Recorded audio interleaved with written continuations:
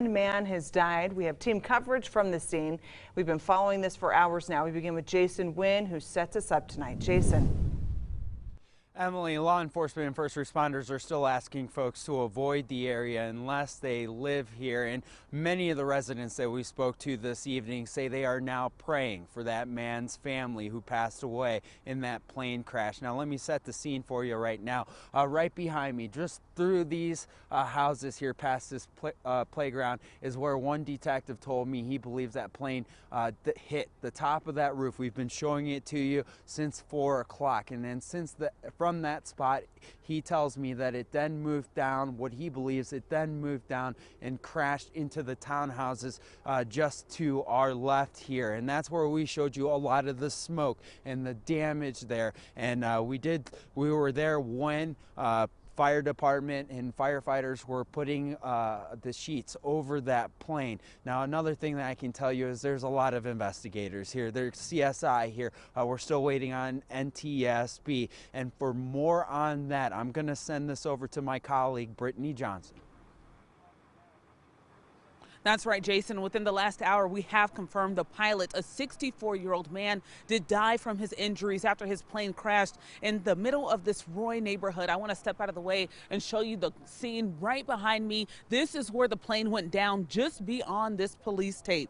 Here's what we know tonight. Roy City Police say the man took off from Bountiful Airport at 3 o'clock. Now, he was scheduled to land at Ogden Airport at 3:11, which is also the time the plane was observed crashing. Police say the plane had its landing gear down and then banked left. That's when the wing of the two-engine Cessna hit the top of a townhome. The fuel lodge of the plane came down and slid into a parking area between these homes.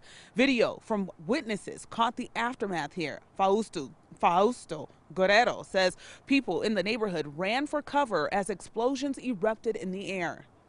When I saw the plane, it was already on fire. I thought that maybe the pilot was there, but I didn't see him trying to get out or something. Maybe he was already. Now, this neighborhood is about 1.5 miles from the Ogden Airport, and this makes at least the 4th small plane crash in the area within the last few years. The NTSB has been called to investigate this most recent crash to see what went wrong. Now, you see this police tape behind me here. If you live in these homes beyond this police tape, you're being asked not to cross without help from a police officer. They're going to be out here for the next few hours investigating this crash. For now, I'm going to send it over to my colleague, Haley Higgins, for more coverage. Brittany, thank you for that.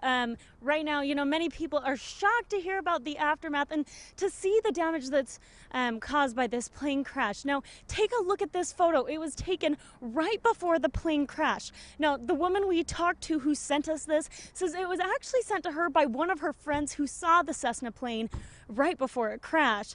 Now, she says she's a mechanic at the Ogden-Hinckley Airport, and seeing what's left of this plane is sad. It's unfortunate that happened, but I just hope that the family of the person can really find some relief, and hopefully we can find out what happened. Now, this is a developing story, and we'll bring you the latest details tonight at 9. Reporting live in Roy, Haley Hendricks, ABC4 News.